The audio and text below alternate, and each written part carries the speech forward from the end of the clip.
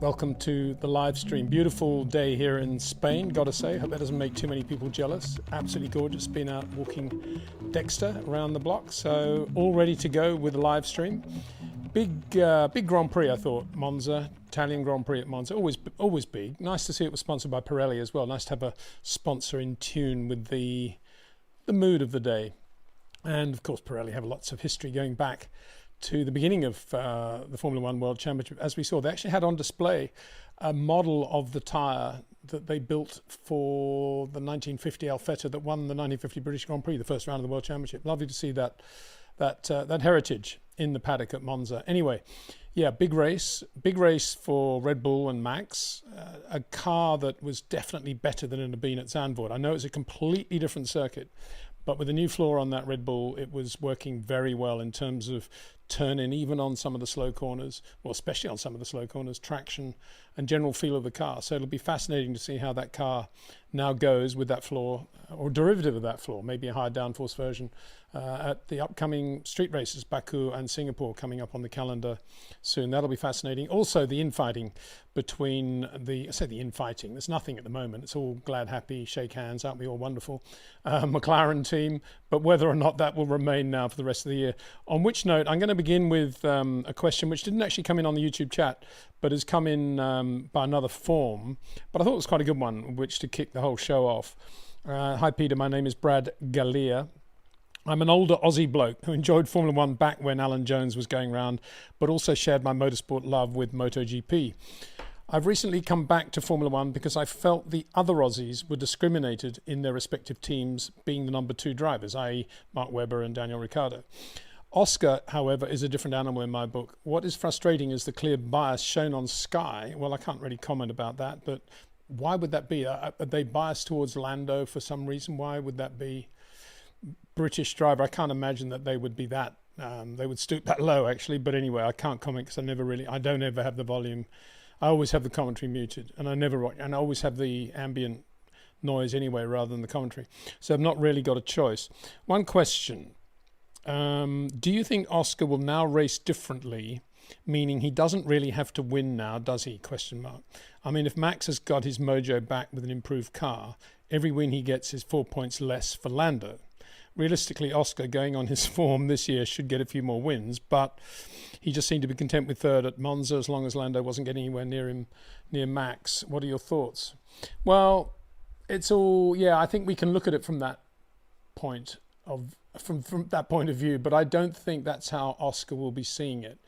Above all, he's a racer, and it's quite complicated if you're thinking in terms of a third party now coming in who might win races and take points from your nearest rival.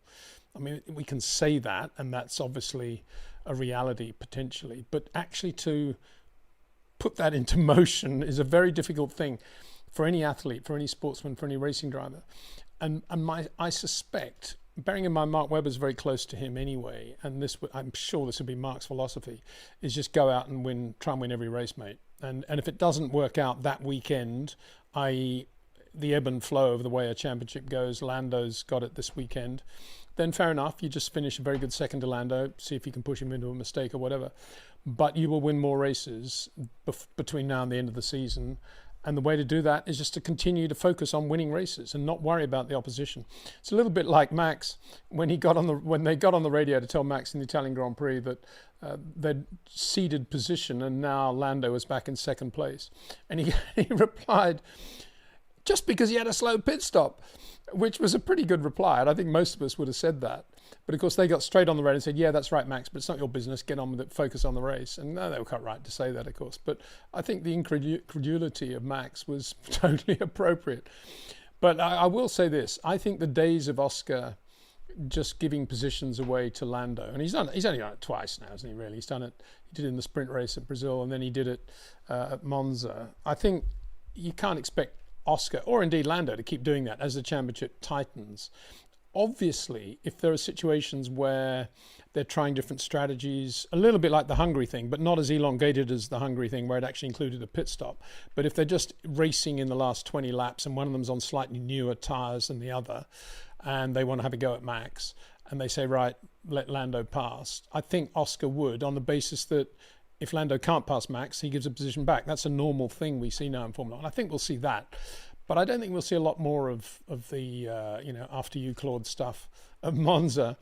And to that point, I think even at Monza, had Oscar inherited the lead from Lando and Max was down dicing with Yuki Tsunoda, I don't think Oscar would have given the position back to Lando. I can't imagine he would have if it was for the lead. And I think that's already where we're at in that championship. So, and there was a nice little throwaway line, wasn't there, from, I can't remember where it was, maybe at Zandvoort, maybe at Monza. He just said, I'd like to win a few more races. And he's quite right, of course. He's got a winning car. Why wouldn't he want to win a few more races? And the minute you focus on not winning a race and trying to do something else a little bit clever, i.e. finish second or just make sure you're ahead of Lando, don't worry about Max winning or whatever, then it becomes complicated. It's a little bit like tennis when you see a player and say they're sort of 5-all in the first set and one of them falls badly and limps off the court and comes back 10 minutes later and he's all bandaged up and he's limping around and you think, oh, well, it's all over now. And usually the guy with the bandage goes on to win the match, doesn't he? Because the other player, not because he's playing even better, but because the other player just thinks, oh, I've got it sewn up now. And he loses focus and he doesn't focus on winning at all costs, which you've got to do in Formula One. You've got to win at all costs. And I think that's what we need. That's what McLaren will be assuming. As I said to Cameron on Monday, I think McLaren are already preparing one of them or both of them for not winning the championship and how they're going to handle it, which is pathetic in my view. You've got two racing drivers. If you go down the route of hiring two very, very high quality, fast racing drivers who are obviously going to be head to head, you can't start saying that to them. It's going to be bad. It's going to be bad if one of them, for whoever loses, and they're both going to fight right to the end for sure. And I think all this glad happy stuff at McLaren will eventually come crashing down. As I said all along, what is Zach's master plan for handling it all? Well, he doesn't have one quite clearly. Anyway, there we go on that one. Let's have a look now at the YouTube chat, and plenty of it, I think, all queued up. So the first one is, let me just get it up here. Okay, from one of our regulars, Sarosh Soman. Hey there, how you doing? Peter, I thought Leclerc maxed out what's possible from the Ferrari. The battle between him and Piastri was fantastic. This is Monza, obviously. And as expected, got ruined by the DRS. We'll keep praying that the next races are fully wet. Well, yeah, if they're fully wet, they won't race these days, will they? That's the problem. If it's greasy wet, yeah, but fully wet, unlikely. Yeah, and also his defence against George. I mean, he was good in attack and he was good in defence in a car that was obviously difficult to drive, as we saw how slow it was through the Lesmos. And I keep saying that because although the Lesmos didn't define the lap time, they were a very good litmus test of how much downforce and therefore balance and feel the cars had. And Ferrari were very slow through both Lesmos. And we saw time and again Charles running out of road, Lewis as well. And that just shows how difficult that Ferrari was to run in light trim around those corners. And so all credit to Charles for the job he did. The big question, of course, is whether Ferrari can actually get any better.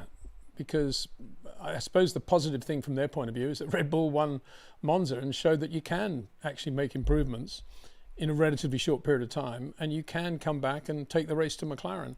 Red Bull did that. Ferrari did not. Mercedes didn't really either, did they? And I suppose that's what Ferrari will take going forward. The problem is what to do and what they can do with the floor or whatever else they think they need to change on the car with their vast engineering team that didn't need Adrian Newey, he says cynically. So, yeah, will they come up with something that's as transforming as Red Bull's mods for Monza? So far, there's no evidence that Ferrari are capable of doing that these days, but let's hope from Ferrari fans' point of view that is the case. Whether it is or not, unlikely, I would have thought. All right, another one from Sarosh. Yeah, in fact, you got 3 here, Sarosh. I think a little bit greedy, but anyway, why not? It's only a live stream. We're all just here chatting about a sport we love. Another one from Sarosh. Max and Leclerc on board. It's just a joy to watch them feed or introduce the steering, especially from the helmet cam. Smooth. Wish I could see the footwork so that I can understand how they manipulate the car. Well, yeah, very good comments. And both of them just so good at not overloading the car, whether it's a good car with balance and feel and grip, or whether it's a bad car with very little balance, feel and grip. And both of them do it well all the time. As I said in, again, talking to Cameron, there's a big difference between correcting a mistake and making small adjustments to whatever the car is telling you it needs as you're going into a transition point. And the latter is exactly what Max and Charles do. Lewis is kind of a bit like Oscar, is sort of trapped between the two. Lando, I think, is a little bit more on the other side, which is more reaction to an error. But if he doesn't make errors, he's really good, soft inputs, very like Alex Albon, actually, in that sense, soft inputs. But he's relying on doing everything perfectly, which he's never going to do. So that's why you always see these mistakes from Lando. They become more obvious than mistakes from Max. Max probably makes, in terms of his own human fallibility, he probably makes as many errors as Lando. It's just that the way he drives, he's got a much bigger canvas on which he can operate and manipulate the car. As you say, you use the word manipulate. A lot of that is footwork that we never get to see. I was thinking before the show about, this whole scary talk that in order to make Formula One more exciting, terrible word, they're looking at shorter races, reverse grids and all that rubbish. And I was just thinking, why have we gone so far down that path? And one reason, of course, is that we decided, or Bernie decided, that there was a thing called commercial rights and that he could make a lot of money if he sold these rights that he owned as an entity. Because until that mushrooming of business, explosion, there was no thought about anything like that. And of course, it wasn't only Formula One, it was lots of other sports, and they all sort of fed off one another in terms of selling commercial rights. But the reality is then, the minute you sell commercial rights, you're taking the control of the sport away from A, the competitors, the people who really know the sport well, and B, the FIA, the administrators, who know the sport pretty well too. Admittedly, not always in sync with the competitors, but basically everybody is under the umbrella of Formula One. But the minute you bring in a third party that's basically very good at making movies, or very good at buying and selling companies, stripping them down and then selling them at vast profits, the minute you do that, you take away from Formula One a sense of direction of what is the purity of the sport. And so, as I said, before the show, I was thinking, so what is the answer to not making the races shorter, not putting on reverse grids and all the other rubbish they want to do? The answer, of course, as I've said a million times, is to make the show much more interesting and appealing. And I've said, obviously, long before Drive to Survive, I was saying that we should have lots of reality TV in the paddock area, obviously focused on the drivers who are the key players. But I never failed to mention also that there was a huge circus there as well, which can be everything from the team management to the technology to the sponsorship to the logistics to the hospitality, to so many aspects of a team, to the young driver academies and so forth. And all of those have their own Drive to Survive stories to tell, if told well. And beyond that, between the races, there's an amazing story to tell. How much television time would you get now if we had live cameras in the debrief at Ferrari after the Italian Grand Prix? How much television time would we get if we had live cameras at McLaren when Oscar and Lando are facing one another off now on a Wednesday? That is what I'm talking about. You may say, oh, well, the teams would never do that. Secrecy, impossible to do it. Well, there's a thing called the Concord Agreement. And the Concord Agreement is the time when you draw up all these new things that the teams have to comply with if they want Formula One, if they want Formula One to continue to grow and make the money that they all want to make, you're going to have to make this a much bigger show. And it's up to the TV people and it's up to the teams to decide how they're going to do that, how they're not going to give away secrets, but nonetheless open a lot of doors and make Formula One much more than just the icing on the cake of the drivers. It's the whole enterprise. And it's no other sport has that. And we're not using that. It's like, you know, I keep saying the tip of the iceberg.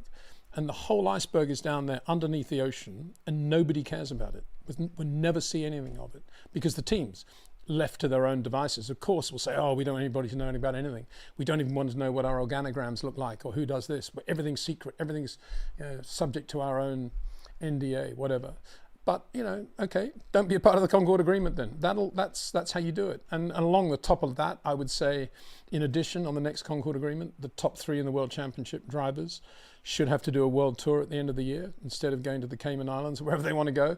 They should be promoting Formula One in new frontier countries like South Africa, India, China, and so forth. There's so much to be done. Of course, if you took all of that concept to Liberty and said, this is my opinion of what we should be doing, instead of messing around with the length of races or reverse grids or childish stuff like that, we should get on with doing it properly. Everyone would say, well, it's a great idea, but it's much too complicated. Never happened. It's too complicated. That's what they love to say. And of course, in terms of buying a company, stripping its assets, getting rid of everybody, and then selling it on at a brass profit, that is not complicated. That's actually very easy if you can be that inhuman. And so that's why we're at right now. Nice rant, Peter. There you go. Sarosh, final one from Sarosh, I think. Then we got Gandalf the Fool, all the regulars. Good stuff. Peter, only thinking to Max's brilliant pole lap was that he looked to be moving immediately after Ascari. Leclerc and Russell were straight, moved slowly to the left before approaching Parabolica. Well, he didn't on one lap. I don't know if he caught it, but on one lap, Max, and I think it was Q3, Max was absolutely dead straight and then moved across. But even when he was moving across, which I suspect was something to do with the bumps right on the exit there, and the Red Bull running with its floor running obviously a little bit lower than they were before, more downforce. I think he was just very careful. Fernando Alonso, take note, about damaging anything. And that was one thing. And the other thing was that when he moved across, it wasn't to the Lando position or the Oscar position. It was just left of center. Every lap, exactly the same place, left of center. Then he accelerated down that part, and then he moved a bit more to the left, going into Parabolica. Whereas the Ferrari, and I think that tells quite a lot, you know, Charles and George, both of them just hugging the white line correctly so, and Oliver Behrman doing the same thing, I noticed, in the Haas Ferrari.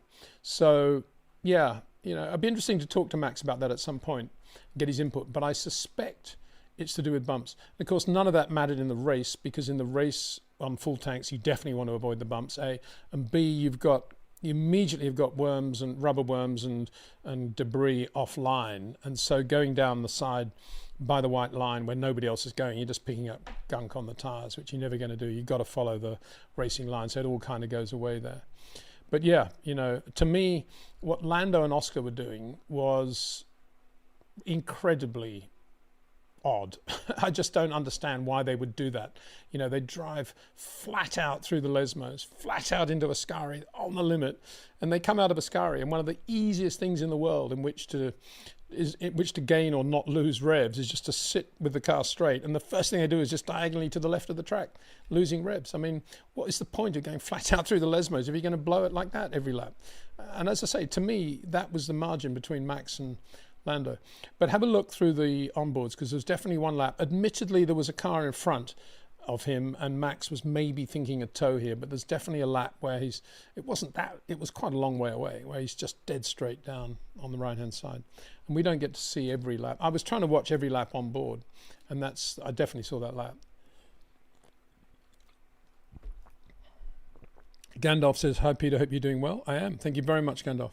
Question from Gandalf. Do professional drivers heel and toe when coming out of the brake? I can't imagine how difficult it would be to decrease brake pedal pressure precisely while he's still doing heel and toe. No, they don't need to use one foot. Does not need to operate two pedals now in these cars. The left foot operates the brakes and the right foot operates the throttle, and that's it. What you do, you have overlap, and you can be on the throttle and you can brake while you're on the throttle, and a lot of drivers do that. And sometimes it works really well if they're using it to balance the car. But 9 times out of 10, they're doing it because they got a bit of understeer and they're balancing the car and trying to just trim the car like that. But then it's a rocky road, because it's very, very difficult then to find the line between perfectly balancing the car, as Michael Schumacher used to, and actually braking, with left foot braking so much, you're actually slowing the car down to the point that the understeer's gone, and you're thinking, oh yeah, I've cured the understeer, but actually you're going slower. Ralf Schumacher, Jarno Trulli, Sergio Perez, good examples of 3 drivers guilty of that sin, in my opinion. Many more too. Jenson Button, Kimi Raikkonen, examples of drivers who hated overlap. Well, I say hated, they just never did it. Everything was very pure. And you can brake without any throttle and still have the same input as left foot braking, providing you are managing everything perfectly with the steering and manipulating the car. And that is a very pure way of driving. So yeah, no heel and towing, sadly. And I've always said, it's kind of a shame that whole business of heel and towing, where you basically, some people would say it's toe and heeling, isn't it? Because you put the toe on the brake and you blip the throttle with the heel. But anyway, it's called heel and towing. It rolls off the tongue in English a little bit better. That was with a manual shift and a clutch. You use the left foot for the clutch, but you've also got to brake, and you've also got to blip the throttle to make sure the revs are perfect on the downshifts out and center. And to do that, you have to brake with your right foot on the brake pedal and half of the right foot, and then the other half on the throttle, which is why all those cars had the throttle very close to the brakes, and why in my Lotus Elan road car, the throttle's about that far away from the brake. And you've got to wear very, very narrow shoes to drive in Elan well, because that's how everybody drove in those days. Driving shoes, Paddy Hopkirk driving shoes, Westover driving boots, John Surtees, Jim Clark. They all had their own driving boots you could buy. If I go to the address, if I look up an old Autosport and go to the address where they sold the Jim Clark Westover driving shoes, somewhere in Leicester, I think, probably find it's a 7-Eleven now, sadly. Well, I'm sure it is, something like that. Not long ago, I went to Maidenhead to try to find the exact location of Mike Spence Motors, where he built the Elan BRMs and where he operated his Lotus dealership when he was driving for Team Lotus and BRM. And that was a travel agency on the corner. Probably not anymore. Travel agencies probably don't have a very long shelf life now, do they? Anyway, Jez James. Hi, Peter. Did you ever have the mind-blowing experience to see the fast-speeding Group B rallying Audi, Lancia, Peugeot in the Welsh Forests, 85 or 86 rallies? Well, of course I did. I did a Welsh Forest stage with Hannu Mikkola in a Quattro. And I might have the picture here, actually. I may not. But it's something I keep. Here we go. It's not actually the picture, but here you go. This is the result of the stage I did. Let's get that sharp. Is that sharp? Not really. Anyway, I'll read it out. Esga David, April 27th, 1982. This was April 27th. Pace Petroleum Rally Sprint. So it was through the Welsh Forest. It was a mega thing. First, Hannu Mikkola, Peter Windsor, 2:42.7. Second, Russell Brooks, Brian Clifford. Third, Terry Cabey, John Brazier. Fourth, Per Eklund, Beverly Hayne. Fifth, Bjorn Valdegaard, Steve Fellows in a Stratos.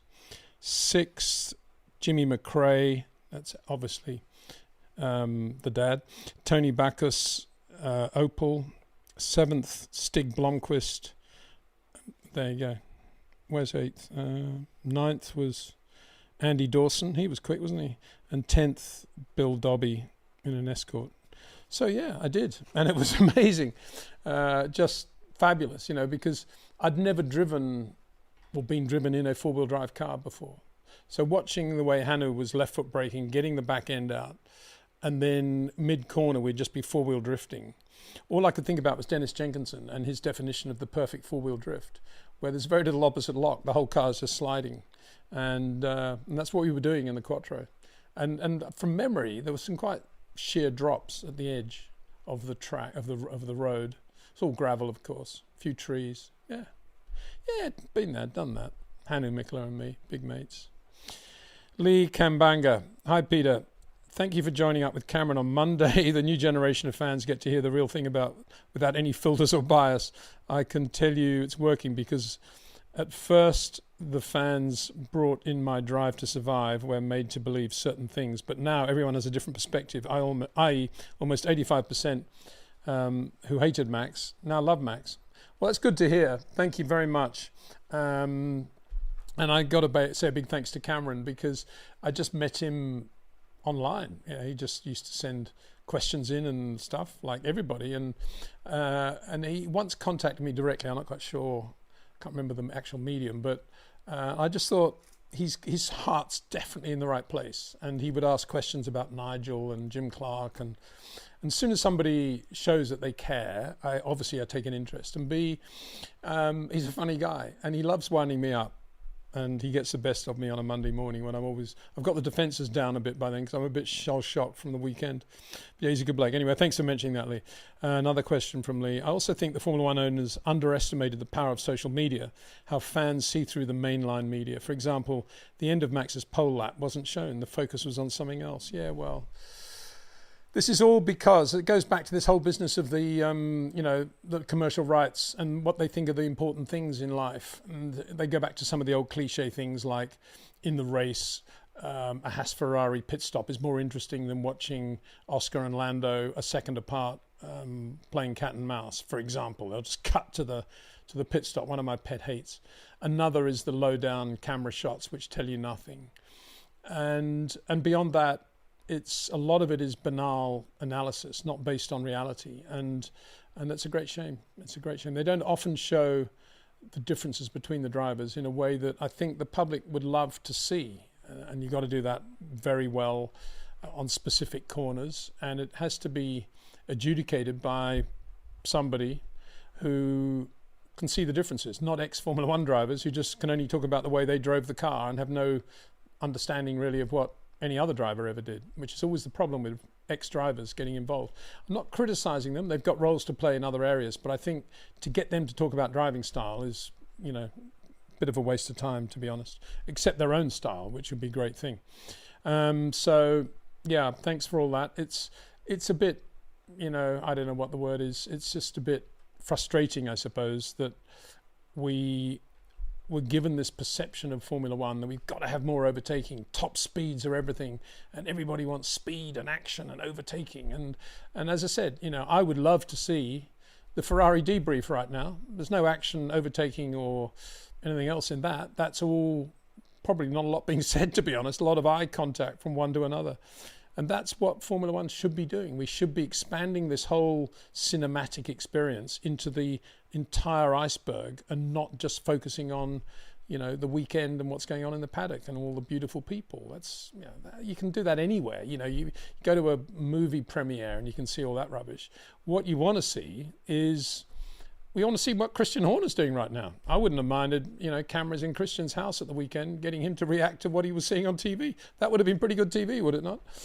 Anyway, people don't seem to think laterally, and they don't seem to understand that there's a huge story to be told below the surface. I mean, just one example of that. I'm just thinking off the top of my head now, but an email came in from Red Bull on the Monday after the Italian Grand Prix. Let's see if I can find it. Yeah, here we go. Oracle, Red Bull and Carlisle form strategic partnership. I don't always read these emails because I think, what is that all about? And this is probably some AI thing or whatever. But I read this one. I thought, that's quite interesting. Carlisle becomes Oracle Red Bull Racing's exclusive investment management partner, which implies that all the teams for the last 40 years have been out there searching, looking to try to get an exclusive management partner, investment management partner, to invest all these profits they make. I mean, what would Frank Williams or Ken Tyrrell think about that? They'd say, well, whatever money we get in, we spend on racing. And what are we going to invest? Buy a new wind tunnel. That's about all we'd ever do for investment. Oh no, they need investment. Anyway, I'm not decrying that in any way. All I'm saying is, it's a first. They say it's a first. Both industries are experiencing periods of growth, powered by technology, fueled by data, blah, blah, blah. My point is, actually, the search of how Red Bull achieved that is quite an interesting story, probably. And that would be something that, if it was made into a proper 1 hour doc, in all the people involved in putting that together on both sides, quite an interesting bit of film. But no, nobody ever thinks of that. Red Bull will say, oh, well, we can't have cameras in when we're doing a deal like that because somebody else might find out what we're doing.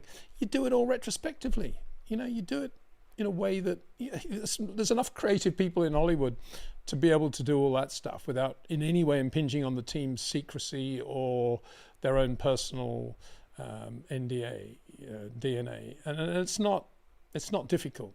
It just requires energy and imagination. Pranay Sharma. Why is Carlos Sainz having so much bad luck this year? He's 8-8 to Alex Albon in qualifying, and considering the first 6 races, he was just getting used to the car. He's the most unlucky driver. Yeah, and he's also got a rehearing of the incident with Liam Lawson, which I think is actually going to be heard by the FIA on Friday. Yeah, I mean, I love Carlos. He's a great guy. Get on with him very well. Lovely family. But to be honest with you, I've got no sympathy because he's in the wrong team doing the wrong thing. He shouldn't be at Williams. It was never, ever going to work for him there because Alex Albon, as I said a million times, before he'd signed for Williams, before Carlos had signed for Williams, is a very, very quick racing driver. And there's no way, and he's also a late entry, wide entry, very late braking, very good racing driver with quite a soft touch. Softer actually than Carlos for the most part. And so for Carlos to go there and beat Alex Albon, say 70% of the time in qualifying, was never going to happen. Okay, 60%, that was never going to happen either. 50-50, maybe. But that's not going to do anything for Carlos's career. He needed to go to a completely new, fresh operation, starting from the ground up, grow organically into a huge brand, i.e. Audi, which he could then take into the next 20 years of his life as an ambassador and everything else, and grow with that team with Jonathan Wheatley. And he didn't do it. Now, maybe Binotto had something to say about that. I don't know. But if I was Carlos, I think Carlos, if he'd wanted to go there, he could have got that drive for sure. And he could have overridden Binotto if Binotto was negative. And I doubt he would have been. And so he missed that opportunity. He went to Williams because he thought it was a quicker car, very short-term thinking. And of course, it was initially, but look at Sauber now. And Williams are not bad either, but he's got to beat Alex Albon. And it's a very difficult team in which to see his future anyway. I just think it was, and that's the problem. That is the problem. And all that is on top of his shoulders. He doesn't enunciate that, but for sure he thinks that. And that colours the way he's driving now as well. And he gets involved in a lot of incidents. 99% of them, they're not his fault. But the FIA, for some reason, always seem to jump down on Carlos. And he knows that by now, so he might as well live with it. And there you are. So it's a great shame. Yeah, very, very good driver. I'd love to see him back at Ferrari alongside Charles Leclerc, because I think they dovetailed really well in terms of their styles of driving, and that helped the development of the car, because the engineers then got feedback from both ends of the spectrum. Now you've got Lewis trying to be like Charles, but not really succeeding yet. I say yet because there's still hope. And Charles going his direction, which is fine, but there's a limit to what Ferrari can do anyway, technically. So it would be much better if they had Carlos at the other end, seeing if he can maximize some other parts of the car that Charles not focusing on. But that's not happening either. They lost that when they decided to get rid of Carlos Sainz and get Lewis instead of putting all their focus. Can you imagine what Ferrari would be like now if they had Adrian Newey, Charles Leclerc and Carlos Sainz? I think it would be a much better team with a lot more potential in future. This is from M.A. Khan, Super Chat, thank you. Another of our regulars. Reviewing Hamilton's style at McLaren, he drove with shorter corners, but when he struggled, he would revert to longer corners. It seems unlike Max Charles. He needs confidence to drive short corners. Did he ever struggle at McLaren? I'm not sure he did. I think he only started to struggle really in 2022 at Mercedes when the car was abominable with bouncing a front axle to rear axle, grip change sort of 4 times in one corner, and just generally, unsatisfactory driving position. Everything was terrible about that car. And I think because he had spent so long, and because Formula One engenders long careers now because of the way it is, circuit safety, car safety, number of races in a season, all the rest of it, because of all that, Lewis, I think, was shocked at what he was suddenly having to drive.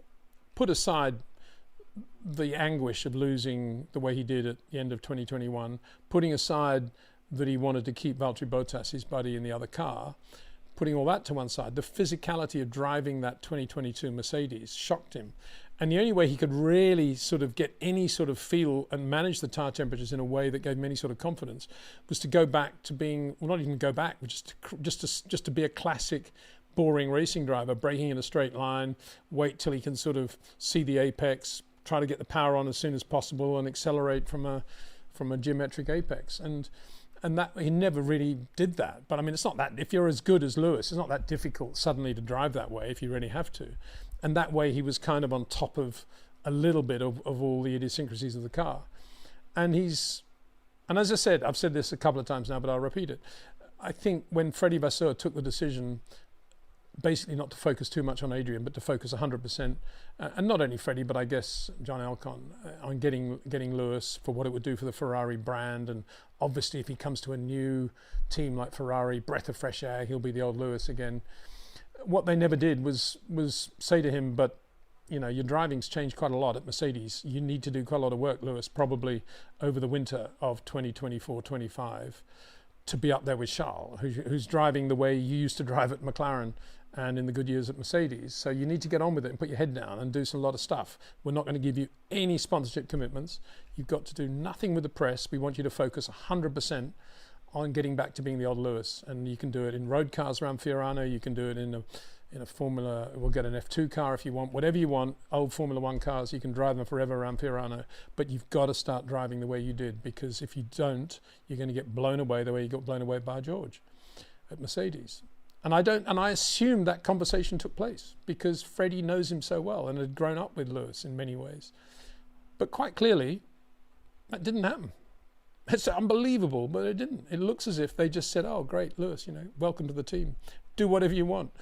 And look at the result. That's the problem. Okay. Gandalf the Fool. Peter, any chance of Rob on the channel again? I wonder how his philosophy of driving has evolved after all these years of coaching. Thanks. Yeah. No, I was talking to Rob just the other day, and we'll try and do something. I'll probably try and record something.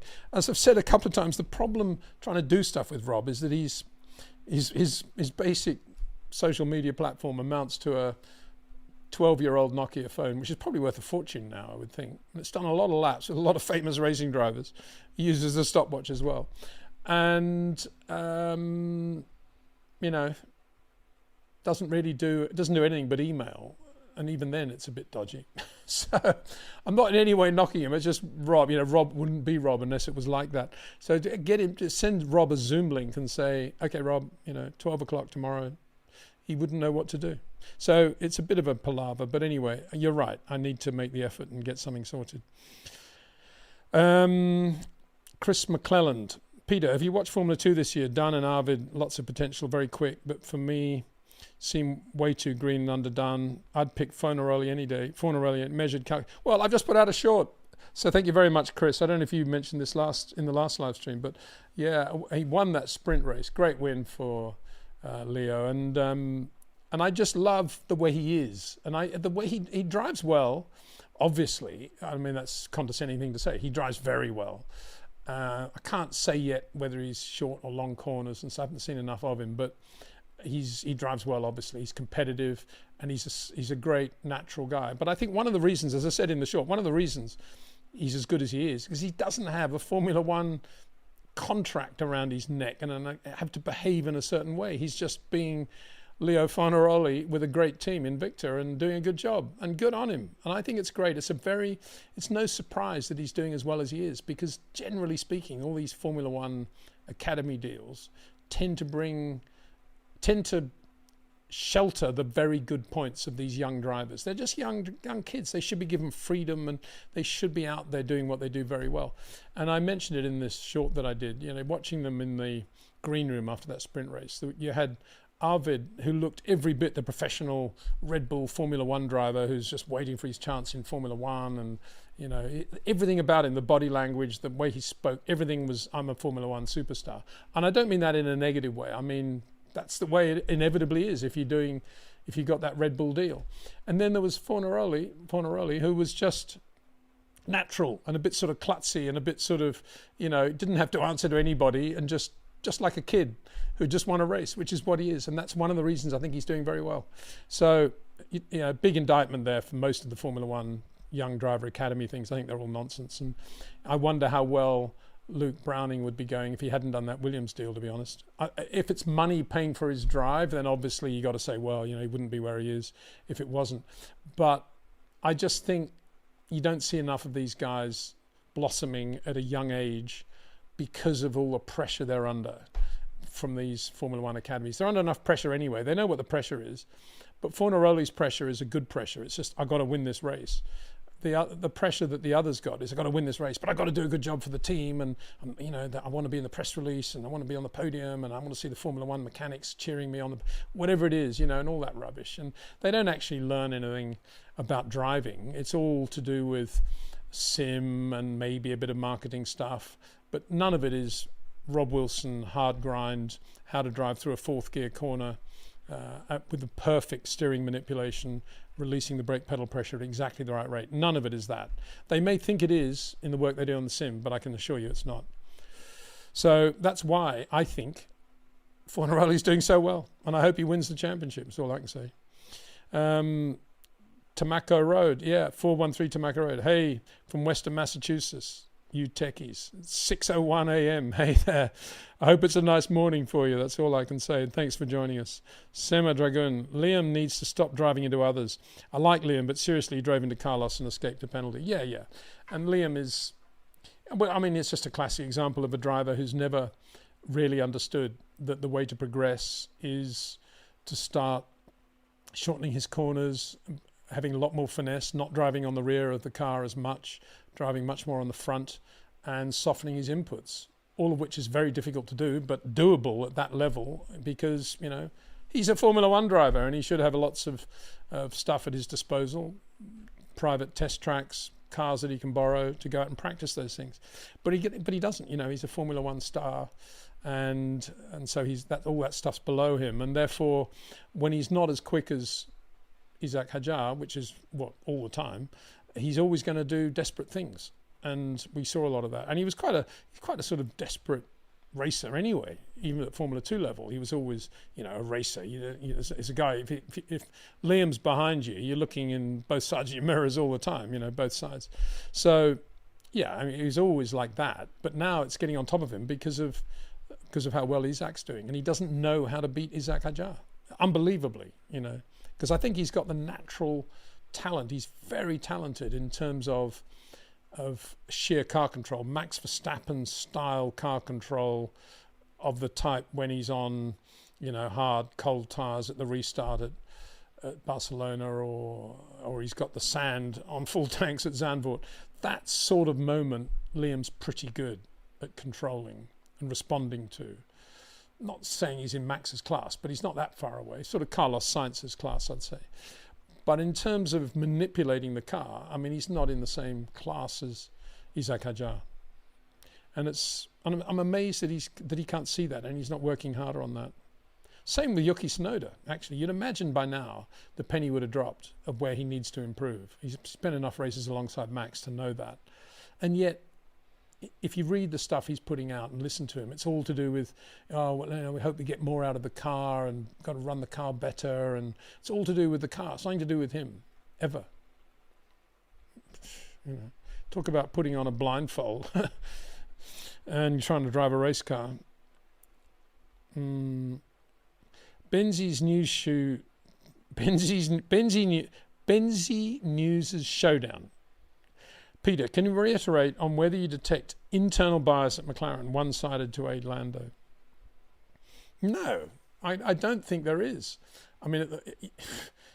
You'd have to say, not have to say, but you could say, if you just come down from Mars and this was your first day on the planet Earth, they're obviously favouring Oscar Piastri. He's won more races in the same car.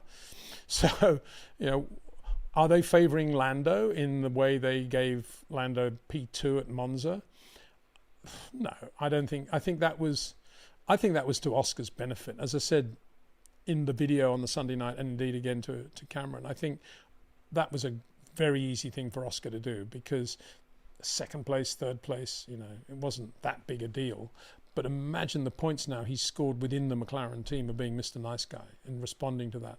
They'll be very, very nervous about ever asking him to do anything like that again, which is a great way for him to go towards the end of the year. And he wouldn't do it again, I don't think. He might for second or third in a similar situation, but he certainly wouldn't for the win. No way. No way he would do what Lando did in Hungary last year. I just do not believe that it's in Oscar's blood to do that. They just couldn't do it. So, and I think there's a massive, I mean, you got to, obviously there's two sides of the garage, and everybody on Oscar's side is going to be wanting Oscar to win, and everybody on Lando's side is going to be wanting Lando to win, and they all get together with a glad, happy picture at the end.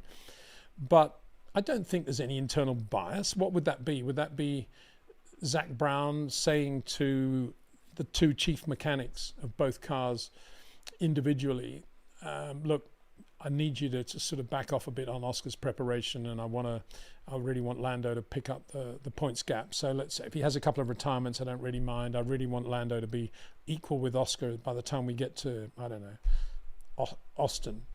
Is Zach going to say that? Of course not. And equally, it's not going to be the other way. So I don't know what internal bias you would be thinking of. They've both got racing cars capable of winning the World Championship this year. They're both capable of winning the World Championship in terms of their skill level. So, you know, let the cards fall where they may. To me, I would never have put those two together. I would have kept Daniel there alongside Lando and had a happy ship and, you know, focused on Lando and Daniel being the great guy that he is and still pretty quick and winning quite a lot of races, but Lando obviously having the advantage. Or you'd put Ricciardo with Oscar maybe, but you wouldn't have, two Aussies probably wouldn't have worked, would it? But but Oscar and Lando, it's always going to be like that. And it's the same as any pairing when you have two very quick drivers together in Formula One, in the same car, in the same team. It doesn't matter if it's a midfield team, but if that team is capable of winning the championship, it's going to be lots of explosions, as indeed there are. Relar69 BFV, according to my source, Red Bull have unlocked the RB21 floor, almost matching the RB19. This could change the last 8 races, and Max has never been so motivated now. Thoughts? Well, yeah, as I say, let's not jump to conclusions, but that was my thought at the beginning of this video, that we need to see now how this Red Bull is going to go in this form, derivative thereof, maybe mods, because it is a higher downforce circuit at Baku and at Singapore, and see how it goes. My gut feeling is that there's no way Max would be as good as he was through turns 1 and 2, 4 and 5, the second chicane, and exit of Ascari, and Parabolica, unless that car was pretty good now.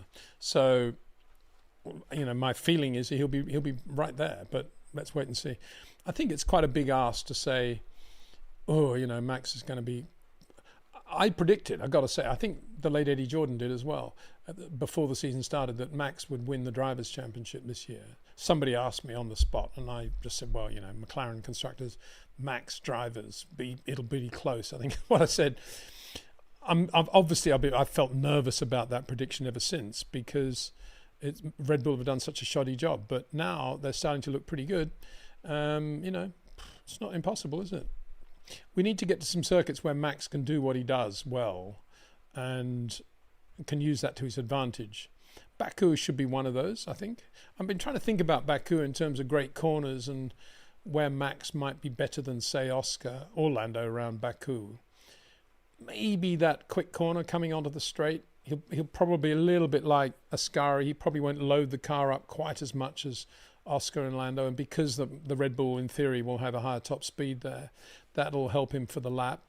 I think everywhere else, yeah, Max will be very good, and it'll just be a question of whether Lando and Oscar make more mistakes over quite a complicated lap in terms of blind brows, breaking into slow corners, exits and so forth, and traffic, whether those two make more mistakes than Max. Everyone will make mistakes, but it's just that Max will hopefully, from his perspective, be able to cover the mistakes more than a Lando or an Oscar, who's going to be on the edge when they make a mistake.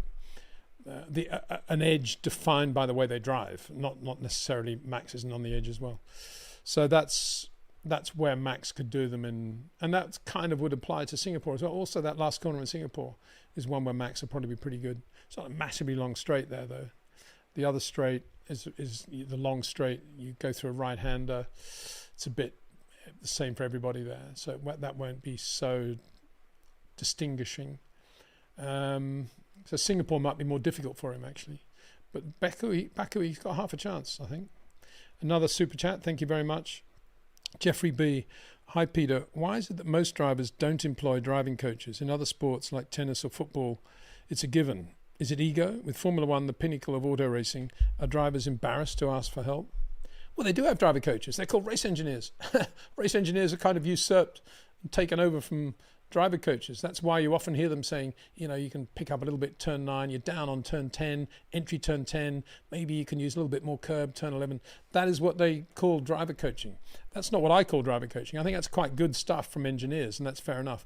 But the real driver coaching is what I've just been saying. It's going to Fiorano, if you're Lewis Hamilton, in last year's car or 2 years ago, and doing 5 punishing days of doing nothing other than turning in on the brakes and relearning how to get the front to work, which he could do. All those facilities are there. Or Liam Lawson doing the same thing in some little test track near the Racing Bulls factory in Italy as well. And so it goes on. They could all do it if they wanted to. It's just that, as you say, I think the problem is that they have this thing that it's below them to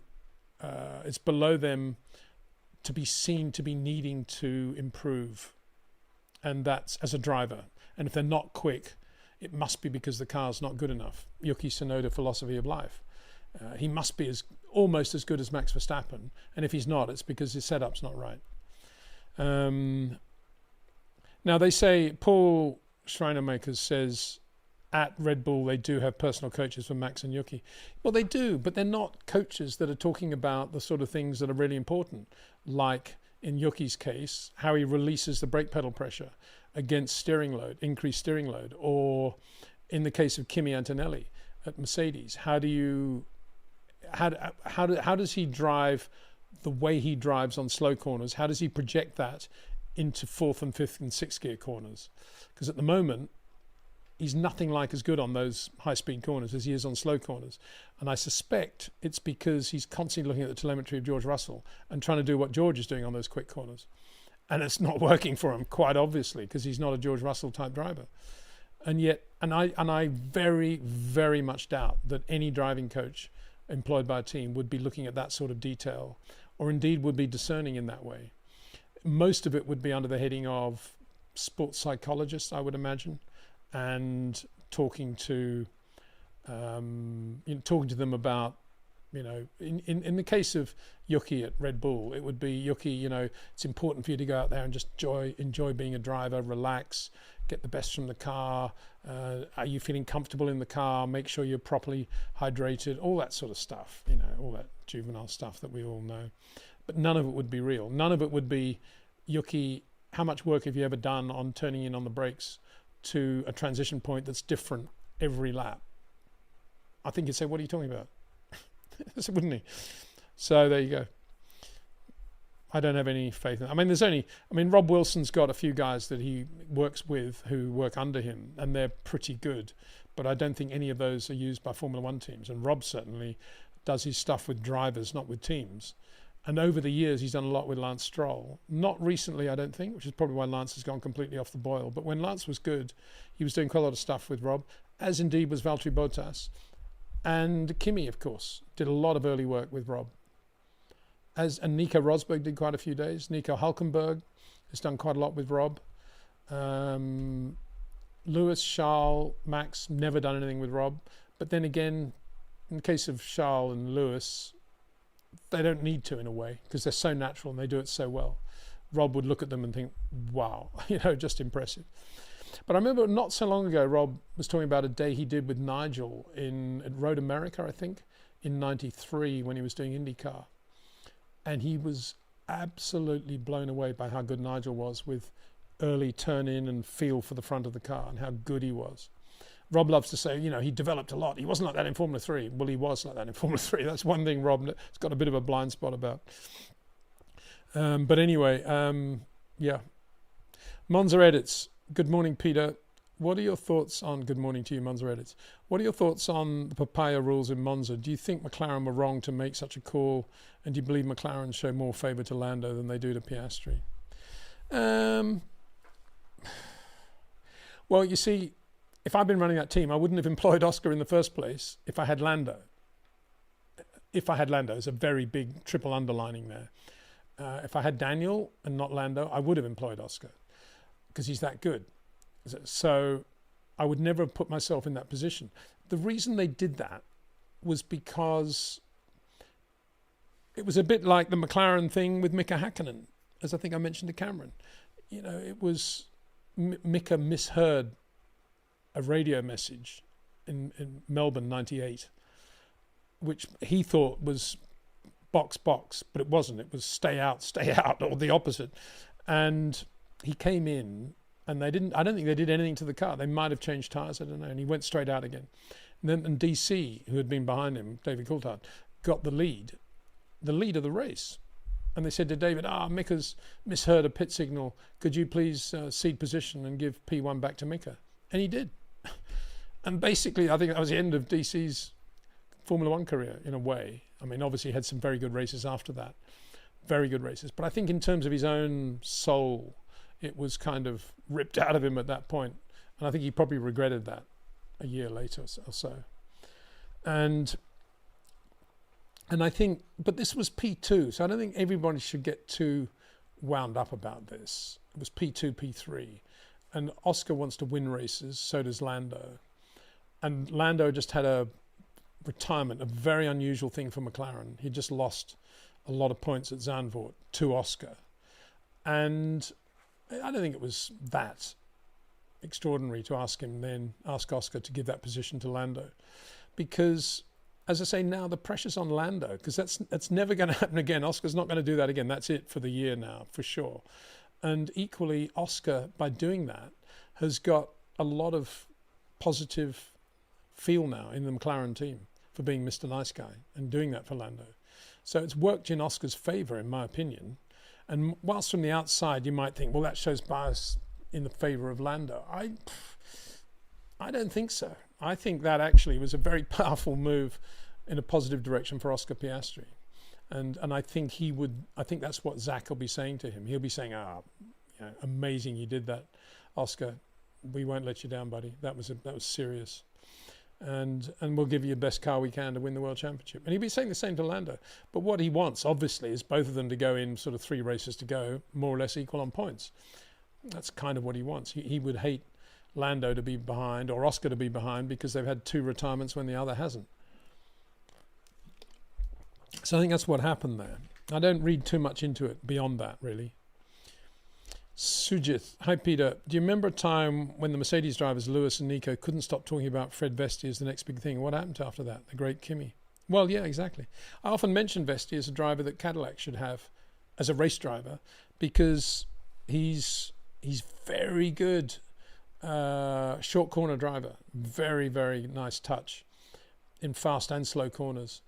He made a few mistakes in his big F2 year with ART, which I guess has, come to pay the price of it all. And it just underlines my whole thing about these Formula One Academy deals. Academy is probably the wrong word because that's the ladies' thing, isn't it? Formula One young driver programs are more trouble than they're worth because it kind of, if Mercedes weren't going to race him, that's kind of the end of Freddie Vesti. And it's wrong. The guy's really talented. And he's done a lot of work behind the scenes, as we know, and he's very good. Because he is good. The reason he's good in a sim, the reason he gives good feedback now, is because he's a very, very good racing driver. And that's why he should be in a Cadillac, in my opinion. He's very talented. But because of the way the whole young driver system works, they moved on to the next big thing, which was Kimi, who's as good as Vesti, I think, on slow corners, but not as good as Vesti on fast and medium speed corners. And Mercedes, oddly, don't seem to be doing anything about that. A bit like McLaren not doing anything about the way their 2 drivers swing to the left out of Ascari.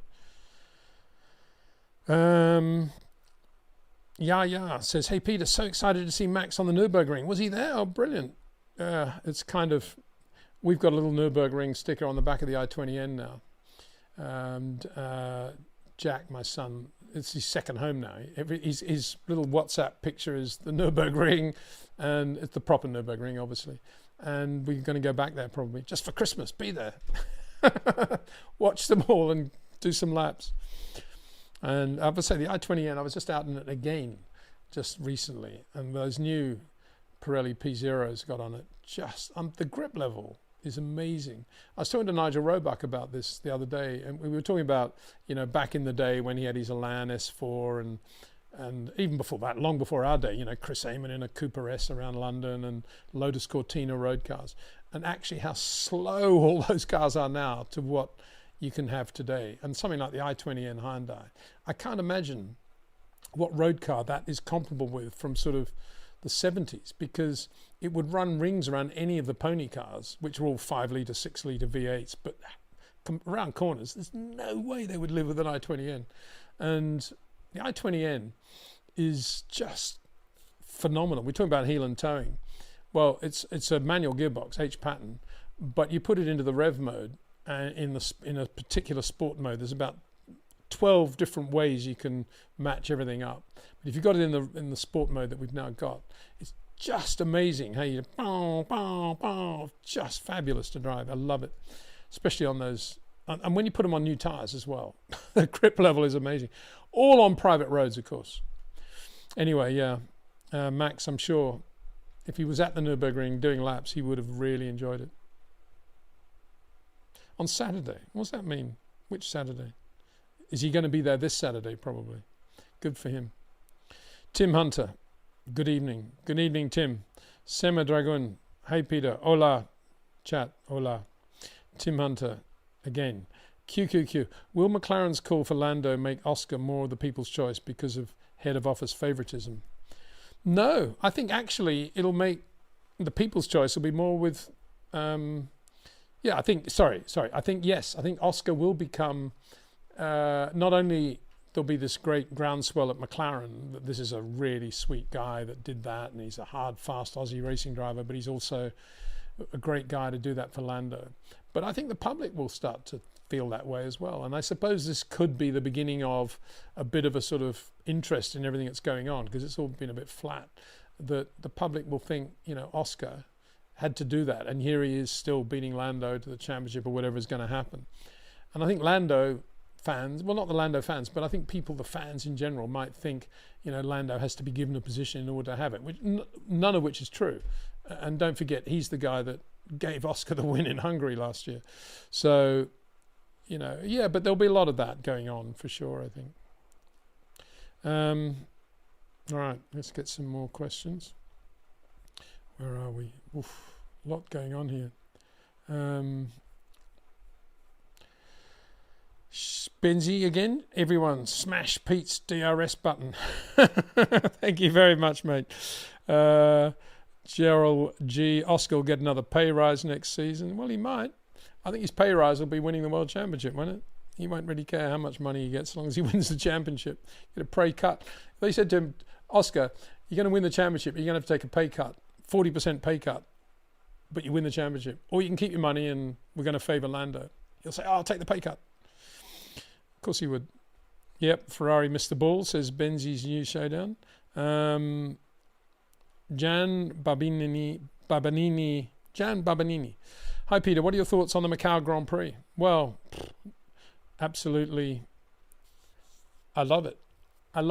I'm not so keen on the way it's gone now with the current F3 cars, but I loved it when it was probably the regional F3 cars now, and were the Euro F3 cars, those lovely slippery Dalaras and beautiful. I mean, the whole point of the Macau lap is to be very quick on the straight, and you trim the car down, and now they've got speed limits and wings and wing limits and all that stuff, and it's not quite the same. It's still a great track, and I think even the F3 cars are probably a little bit big for it now too. But in the days of the Euro Formula cars, let's call them that, it was just an amazing race and had a lot of fun there, and managed to finish second there in a race myself in a Mitsubishi Colt Turbo in, I don't know whenever it was, 85 I think, something like that. and no, a bit before that maybe, and loved it. Loved the circuit. Just a great week. Just had a lot of fun. And from beginning, arriving at Hong Kong, getting the ferry across, and then you go to the paddock, you see your car, and you do your seat fitting, and then you go out, and the long straight. I did 2 races there. The first race I finished second. The second race, I made quite a good start, but somebody tapped me from behind, having gone through the right kink, and I had a bit of load on the car and crashed into the guardrail on the left. It didn't go in the harbour, luckily, or the sea. It's probably the South China Sea. But yeah, loved it. And I love the race. And often, I think most Formula One drivers would love, if they could, to do Macau again in proper Formula 3 cars and just go out there and have fun. It's difficult to imagine a circuit in which you can have more fun than Macau, particularly the downhill section. The fast S is just superb. I always found the pits were on after you go through the left kink, then there's a right kink, and the pits were on the left. They're in a different position now, I think. But for me, you go through a right-hander, the last tightish right-hander. So the track's very wide, so it's quite quick, very quick corner. And then you accelerate, then you go through a very fast left kink. And I found that left kink quite difficult. I had a massive moment there trying to take it flat. I never got it flat, but I think a driver of greater quality would have and did. So there we go. Baku qualifying predictions, Benzi's new showdown. 4 question marks. Well, I would love to see. I think both McLarens will be there, and I think Max will be there, and I think. What do I think? I think George will probably be there. Yeah, probably. Probably. I don't know, Ferrari maybe, because they'll be good on the straight. Maybe Charles will get in a lap. Half reasonable lap on new tyres. Yeah, could do. I think the McLarens will be there, and I think Max will be there. 413 to Macau Road again. I think Max is better able to communicate what his car is doing and what he needs than Yuki or Sergio. What say you? Well, yeah, it's not actual communication. It's just that what he wants to talk about is much more relevant to the direction the car needs to go, as distinct from things they want to change that might make the car easier to drive or feel better. Max doesn't go down that path. He only goes down the path of what will make this car quicker and what can I do to compensate for going softer at the rear, which I've got to have the traction. But then how can I make sure that what's going to happen in 5th gear through the left-hander? What am I going to do there? And he thinks it through probably before he even mentions it to the engineers. And he's got the compromise already worked out in his mind. And it's all to do with the way he drives the car. Whereas I think at a lesser level, the drivers just say, I've got oversteer, I've got to stop the oversteer, you get rid of that, then the car will be good. Oh, now I've got understeer. Well, get rid of the understeer. No, yeah, it's very good now, but we're half a second off the pace. What's happened? Must be the tyres. And so they go around in circles. And it's always been thus. That is always the case in motor racing. There's nothing magical about it. Nothing's changed just because they've got so much telemetry now and so much data. Nothing has changed. You've still got that difference between a Max Verstappen and a Yuki Tsunoda and what he feels he needs from the car. Max is accurate and correct. Yuki, for the most part, will be wrong in terms of making the car better. Benzi's again. Peter, did you see John Elkann's plea deal for tax matters in Italy? Huge fine and community service. Maybe that was something distracting him from finalising. Oh, I didn't know that. No, thank you for telling me that. Wow, that's not good, is it? Wonder what that company that Red Bull are now with think about all that. That's investment money, isn't it? Investment bank. They should be. What's it called? Carlyle. So if Ferrari had been sponsored by Carlyle, none of this would have happened. Yeah, right. I don't know. I mean, yeah, maybe. It's hard to believe that Ferrari have got themselves in a position where John Elkann makes the decision about whether it's more important to have Adrian Newey than it is to have Lewis Hamilton. How could they have got themselves in that position? I mean, think about Ferrari. What is Ferrari? It's Enzo Ferrari, of course.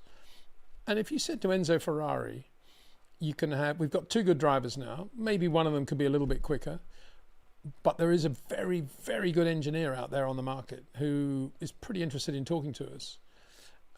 We could try to get Fangio in the other car alongside Ascari, or we could try to get this engineer.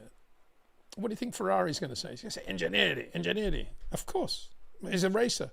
So it's difficult to understand how Ferrari... I mean, you can't blame John Alcon because he's not a racer. What's he know about Formula One? Nothing. He doesn't know much about tax matters either by the sound of it. But anyway, that's just... but why would you let somebody like that then steer the company in terms of something as important as whether they should get an Adrian Newey or not? That's what I just don't understand. How could Freddie Vasseur have allowed that to happen? Because basically as team principal, he should have been in there doing what Toto does pretty well, I think, with the Mercedes board and the other stakeholders that he has to respond to. He basically gets them to go along with what he wants to do at any given moment. Whereas Freddie didn't, on the assumption that Freddie would have wanted Adrian Newey, which is a big assumption, I suppose, now, why didn't he ensure that that happened? Oscar Leclerc says, Rela, yeah. What's that? It's a new team combination. Pretty good. Sema Dragon says, Peter, Ford are doing amazing things with electric vehicles lately. Will Red Bull have an ace up their sleeve with the new Ford PUs for 26? Don't know. I really don't know. I mean, you're right. I mean, Ford as a brand is so boring now, isn't it? When you think about how good Ford used to be in the old Ford Motorsport days, Formula 2, Formula 1, Formula 3, rallying, it was just brilliant. And then they completely lost the plot. And now they're all electric. And yes, Formula 1 is 50% electric. But I just don't think that Ford's experience with electric vehicles will give them a leg up over, say, Mercedes or Honda in that specific area. I still think the key to the power unit's performance is the overall package and how you marry them and what they're doing with the internal combustion engine as well. And they've got a very, very good guy there, Phil Prue, to put it all together. Very good manager of people, as indeed Honda will have with Adrian Newey, who's got all that experience of working with them from the Red Bull days, and Mercedes obviously still have at powertrain. But in answer to the question, I don't think Ford's range of electric vehicles, the fact they do electric trucks and stuff, will help them much in Formula One. I'm not saying they won't be good. The Red Bull powertrain won't be a good powertrain. I think it will be, but I think it'll be because of Phil Prue and his team rather than necessarily Ford. Nicola Losa. Hi Peter, thanks for sharing your knowledge as usual. Well, try to. Why Kimi seemed to have lost a bit of his touch when he moved from McLaren to Ferrari? Even if he won the World Driver Championship, he wasn't as fast. No, I think there are a few personal issues going on with Kimi, which affected his resilience, concentration, his competitive nature, and his focus. I think he just lost a bit in his last year at McLaren, and it continued to sort of degenerate at Ferrari. And he won at Ferrari. He still drove very well, and it was a very good team with a lot of momentum from the Ross Brawn days, Michael days, but he wasn't the same driver he had been at McLaren. And it would be inappropriate to go into more detail than that, but I just don't think he was quite the same sharpness as a racing driver as he was even at the back end of his McLaren career as he had been in, say, year 2 at McLaren when he was just outstandingly good. Rillar, McLaren has shown how woke the brand is. If Lando wins the Drivers' Championship, he will always be known as the Temu Team Orders World Drivers' Championship. Max earned it with weak teammates. Yeah, well, I don't know. Woke, is that the right thing? I mean, what do you think about, if you think that, what do you think about Melbourne 98 then? With David Coulthard giving the win to Mika Hakkinen because he misheard a pit stop instruction. You know, it's not the first time that's happened. And in this case, it's only P2. I mean, don't think that they gave the win to Lando. It was P2. And to winners, and those two guys are used to winning races in the best car, which McLaren is. P2's, you know, it's how close you got to winning. It's not P2. to quote Peter War once. Very truism. Very true that, I think. So Tobacco Road, very important information here. It says, I'm going to bed soon. Good. Well, sleep well, mate. Paul Schreinermakers. Okay, that was that thing about the coach. Yeah, got that. Thank you. Luke Noonan. What's your take on Bortoletto, Formula 2, Formula 3 champion? His rookie years, it's generally a good sign. Leclerc, Russell, Piastri. Yeah, he's really good. He drives really well. Shortish corners. Not as short as Isaac, but he's getting there and drives really well. What can I say? I am very impressed with him. And had Sauber known how good he was, maybe they did, because he was doing a whole lot of good work there.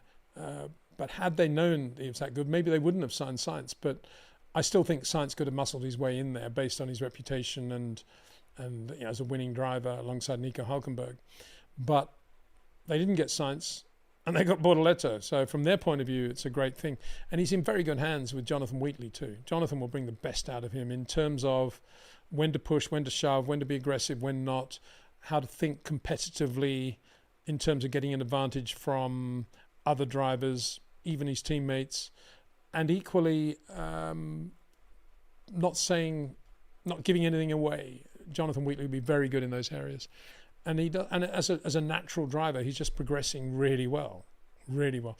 I'd be fascinated to see him do a day with Rob and see what Rob thought of Bortoletto. I imagine he'll think he's unbelievably good.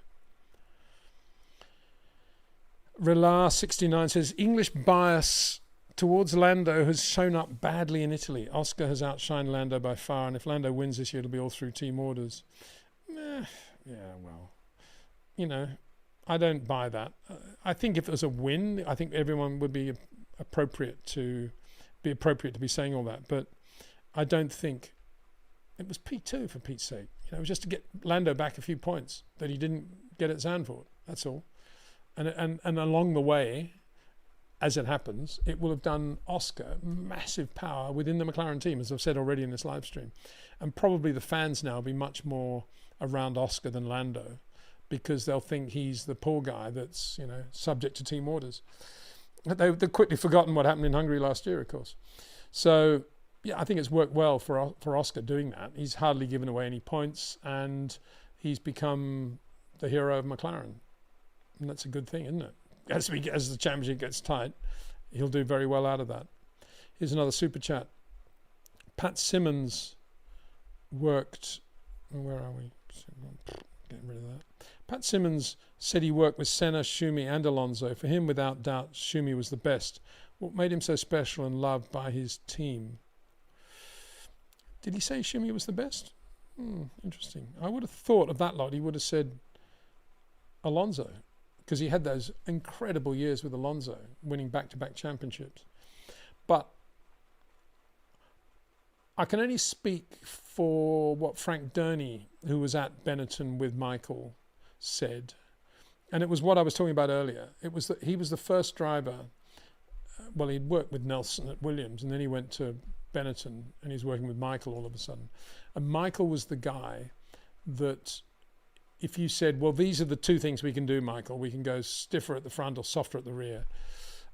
Michael would go away for half an hour at the back of the garage and walk up and down and think in his mind which was the compromise that he could massage most comfortably. And he would then come back and say, right, do this. And this is what I'm going to do in the cockpit to get around the problem we're going to have with oversteer. I'm going to do this. But give me the front end and I'll do that. And he was always spot on. And that was Michael in many ways treading new ground. I suspect Fangio did that in his own way. I suspect Sterling Moss always did that. Jim Clark did that in their own way. Jimmy would have said to Colin Chapman, just give me a bit more front and I can live with the rear, Colin. And he would have been spot on as well.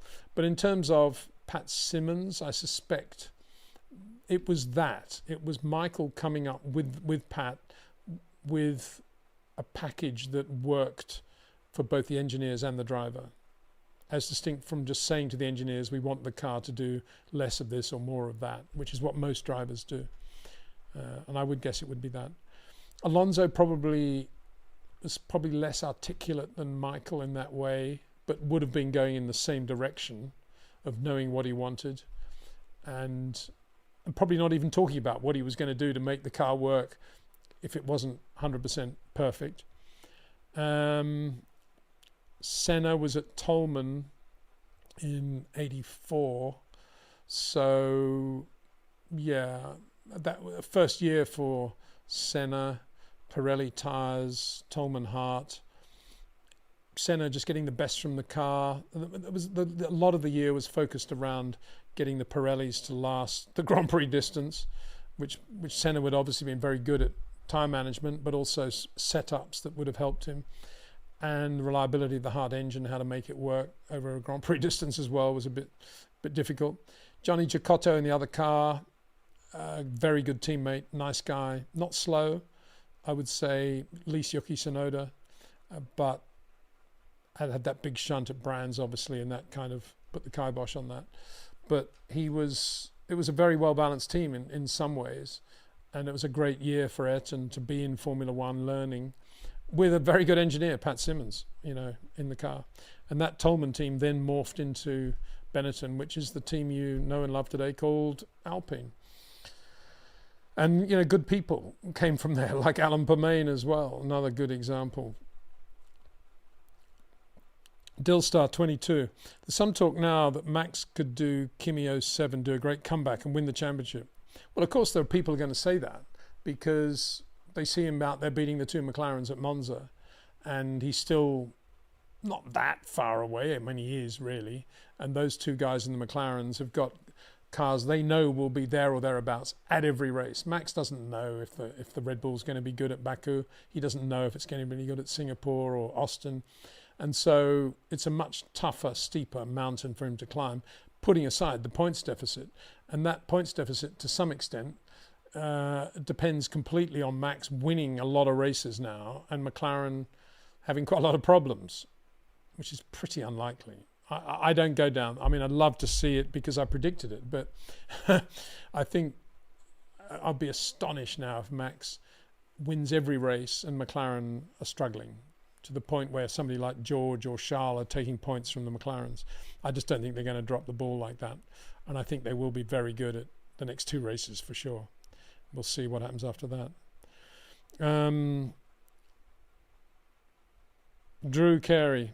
Peter, instead of all the overtaking rules and DRS to create more overtaking, why not go back to refueling and those things? Because the penalties are weird when it comes to Carlos both weekends. Yeah, well, I agree with the Carlos thing. It's just like a given now. If he's involved in any sort of incident, it's always going to be his fault. I do think, actually, the Monza thing was more him than Oliver Behrman, that's for sure. But I think Zandvoort, Williams are absolutely correct to be asking the stewards to revisit that. Overtake. I mean, I made the point that, I can't remember when now, probably with Cameron, that we should have fewer people involved in the pit stops. I don't think we should have refueling, because the whole business of taking fuel to the races and those Bowsers, those tanks and the speed bits they go in, and they were all different anyway, and suddenly one would fail. It was a complete mess. You don't want that with fuel, particularly in a Formula One era when they're trying to tell the world out there that they're not using much energy. They're all hybrid electric or whatever they want to try and tell them, in the message, which isn't strictly accurate, of course, but that's the image they want to project. No, a simpler way of doing it would be to make the pit stops longer and by having fewer people. And I think they should do that and make the pit stops 8 seconds rather than 1.9 seconds. More things can then potentially go wrong, more place changings, more overtaking. And you'd see, as much as Frank Williams used to say, these 1.9 second pit stops are part of Formula One's DNA. That's the brand that we need to sell worldwide, this amazing thing where they do these pit stops. But I think they're so quick that the general public sort of blink and you miss them. But if they're 8 seconds, they'd still think, wow, look at that. That guy's put the wheel on, now he's taking it off. The gun, he's doing everything. That would be much more impressive. And I think we should do that. It'd be less strain on the mechanics as well. You could swap them around. And they wouldn't have to do all this stuff, sometimes 2-3 stops every race, everybody involved. And you need one guy doing the front wing, front and rear jack. You need one guy doing the front wing, and I think they should have just one guy on each wheel. The guy goes in with the gun, takes the wheel off, puts the wheel on, gun, there's your 7-8 second pit stop. And things can go wrong. More likely that things would go wrong. But isn't that what they want with a pit stop? They want place changings, overtaking. Hill Arimba. Hi, Peter. Modern day team principals are now engineers as opposed to the old school. Horner, Dennis, Williams. Do you think there's a danger with this? Are they? I'm not sure you're right there. I think Freddie sort of fancies himself as an engineer. Isn't that what he said? He's going to take a bigger role in engineering ever since they didn't get Adrian Newey. Now look at the team. So I think, who else? I suppose Mekis has got a reasonable feel, but no, I wouldn't say that. They come from disparate backgrounds, and if you look at a guy like Ron Dennis, he had a pretty good feel for race engineering in the pit lane. So did Frank. Frank was always on the ball when it came to when to run full tanks, when not, in practice, when to put the new tires on, all that stuff. Is all that engineering? I don't know, but I wouldn't have said that any of the current team principals would be capable of actually accurately using a finite element analysis program, or indeed CAD/CAM. I just don't think they are at that level. So whether that's a good or a bad thing, it's a bad thing if they do think they're at that level, as we see with Ferrari, because Freddie's engineering input seemed to have taken the team backwards, doesn't it? Dean Vincent, good evening from Australia. Sorry it's taken so long to get to you, Dean, but yeah, good evening, mate. I'm going to have to end now pretty soon, actually. Done 90 minutes, so got other stuff I need to get on with today, but wanted to do this. Sorry, there's going to be a lot I'm not going to get through yet again, so I'll try and do another live stream very soon.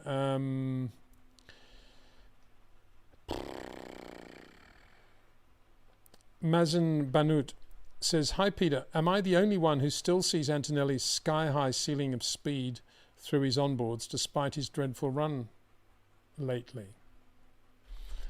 Well, I've always said since, well, not Formula 4, I would be wrong to say that, but certainly the first couple of runs he had in F1, that he's very, very good on slow corners, and very good short corner driver, lots of sensitivity. But from day one, I've never been convinced about his ability on medium and high speed corners. And basically the way he extrapolates his slow corner talent to fast corners. He doesn't seem to drive into fast corners the same way. He doesn't do fast corners the way Max does them, bottom line. But he's not far away on slow corners. So I think what the speed, if I may suggest, is what you're seeing is on the slow corners. But I don't think you're seeing that through corners like the Lesmos. And I don't think he's actually improved much this year on fast corners. That was Dexter. What's going on? I think the pool van's just arrived.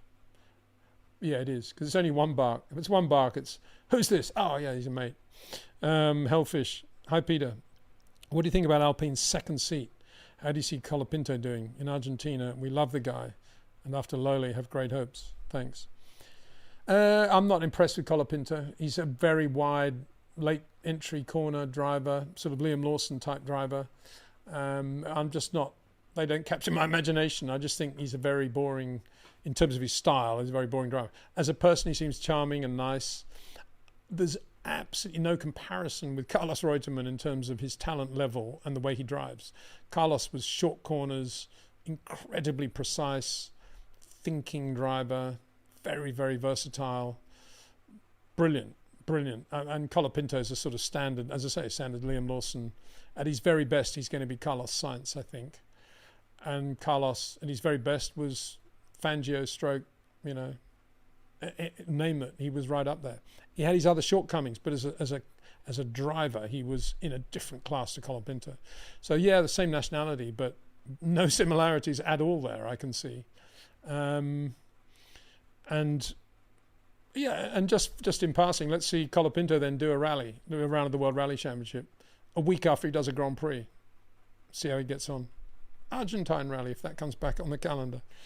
And we should never underplay that, how Carlos was so good in whatever he drove, whether it be sports cars for Ferrari, Alfa Romeo, whether it be that Mercedes race at Nürburgring he did, whether it be rallying. You know, he had two podium finishes in World Rally Championship events. Amazing. Very underrated. So it kind of actually annoys me when people compare Colapinto with Carlos. Anyway, getting back to the second car, I would love to see Jack Doohan back in that car. He's not been given the right opportunity, and I think he's very quick, very talented, the sort of guy we want in Formula One, doesn't take himself too seriously in terms of being a star. He's just a race driver. He's a very good Australian race driver, and he's not been given a chance, and it's absolute crying shame. I'd love to see him in that car. He's much better than people think, and he's a tough guy. You know, he's a tough racing driver. We need him in Formula One. And I'm absolutely astonished that, well, I'm not astonished because it's all to do with money, isn't it? But Alpine should have him back in that car before the end of the year, in my opinion. Monza edits. Good morning, Peter. What are your thoughts on the papaya? Oh, we've done that one. Okay, there we go.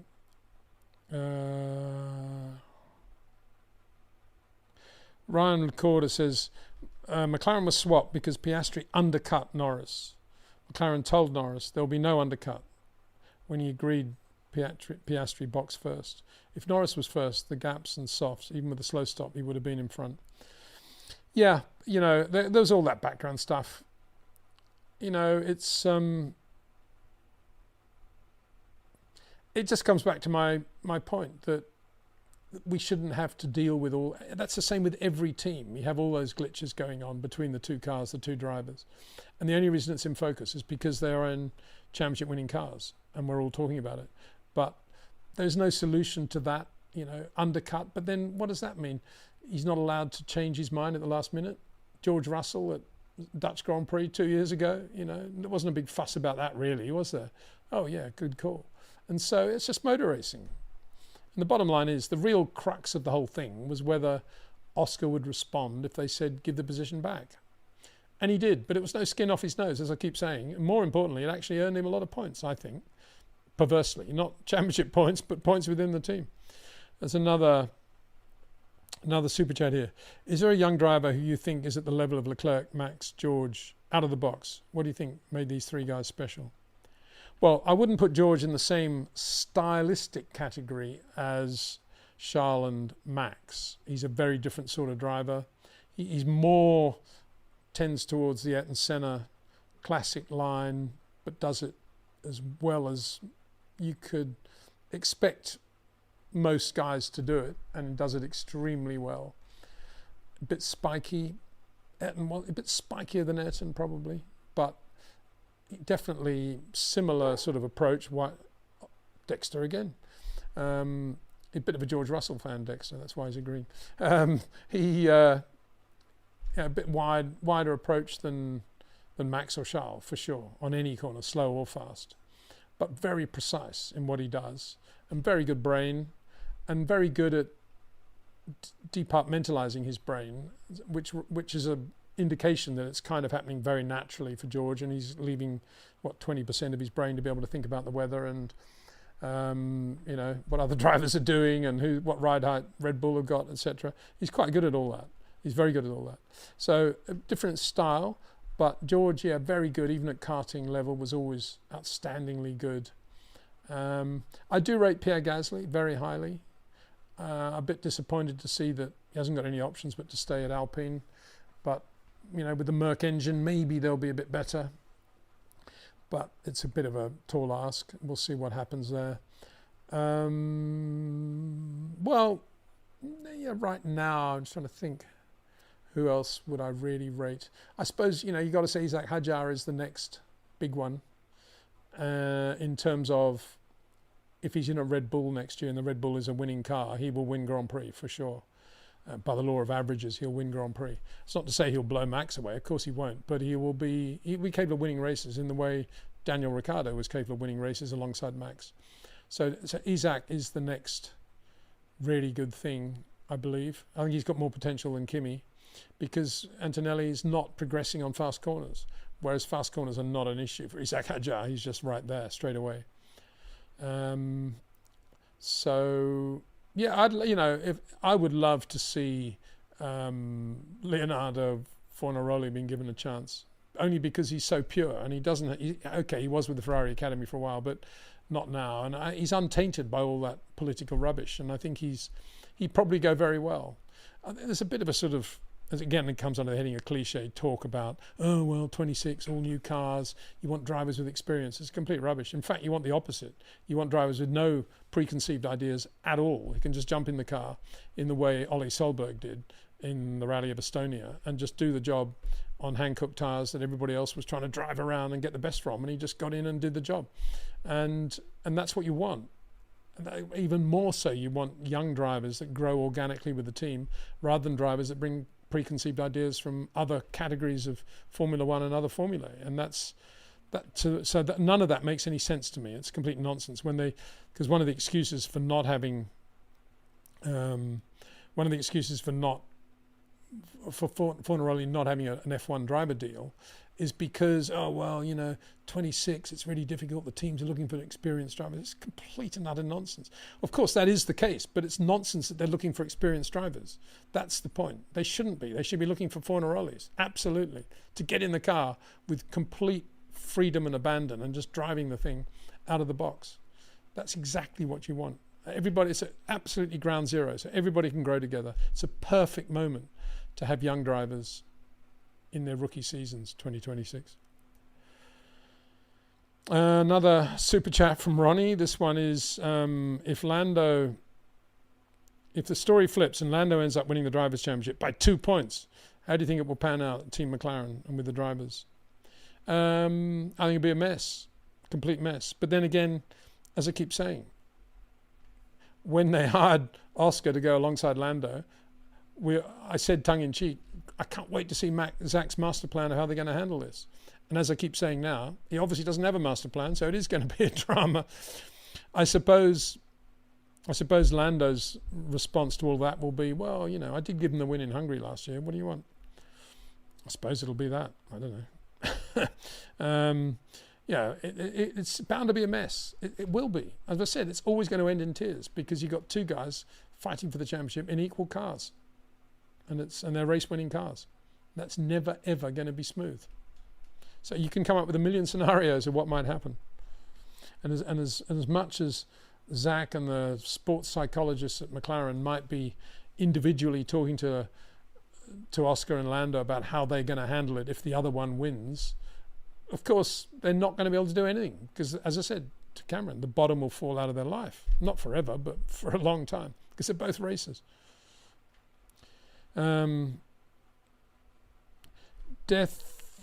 Deathstruction, death spelt D-E-T-H. I'm afraid that it was not a fluke, but also not Red Bull back to their winning ways. But I hope so. It makes it more exciting. Well, yeah, I think they'll be okay in Baku. Let's wait and see what happens there. AMD1. I'm going to have to stop at this one. Hi, Peter. Who's been the best you have seen at throttle control? Woof. Well, if I'd been able to see all the throttle inputs with a proper foot cam, I could be in a much better position to answer that question. But in recent times, I would say there are three drivers that spring to mind: Jenson Button, Kimi Raikkonen, and Sergio Perez. And that's all because Jenson, because his coordination, his foot brake throttle coordination was perfect as any human being can be, I think. And the other two, because throttle control is actually about loading up the rear once you've got to the transition point and you've got past the point of least downside and you've got the car rotated and now you're accelerating, and the job now is to make sure you're not overloading the rear and you've got perfect throttle control. Then Kimi and Perez would be the two best I've seen in that regard. I think Max is very, very near now, probably as good as those two. And by definition, Charles probably is. Think of drivers that you very rarely see on opposite lock or overdoing it, and you're halfway there into seeing a driver who's got very, very good throttle control. Now, it could be that they're actually a bit slow, and that's, forget them, strike them off the list. But, think of the number of times you see Max with the back end out of line as he's accelerating, and it's not many. Then, you've got to be... Nigel was very good. Carlos was very good. Senna was excellent. Prost was brilliant. PK less so. I think PK was leaning more on the rear. PK was good, but I think he leant more on the rear than Nigel. Was Jim Clark good on throttle control? Of course he was. Was Sterling Moss? Of course he was. Was Tazio Nuvolari? When he was using the throttle, when it was broken and he was using the throttle with his hand? Of course he was. So, yeah, But in recent times, that's what I would say, those ones. Okay. So, excuse me. Yeah, I think that's the end. I'm going to have to draw the line there, guys. Thanks so much. For those that have stayed up late to watch and listen, for those that have got up early to watch and listen, and those who are in the middle of the day, maybe just listening to this rather than watching it. Thank you very much indeed. And don't forget to subscribe. And recently I've just done the normal YouTube premium thing, and it's great. Being able to download video and watch it in your own time it's well worth it. It's not that expensive either, so that's just a heads up on that. It's a good thing to do, I think. But yeah, apart from that, big thanks to those who make it possible for this channel to exist, which of course is Jetcraft, REC Watches, TrackNinja, and OEM Exclusive. And more importantly than ever, you, the viewer and listener, thanks for being a part of this live stream. Thanks for watching. See you soon.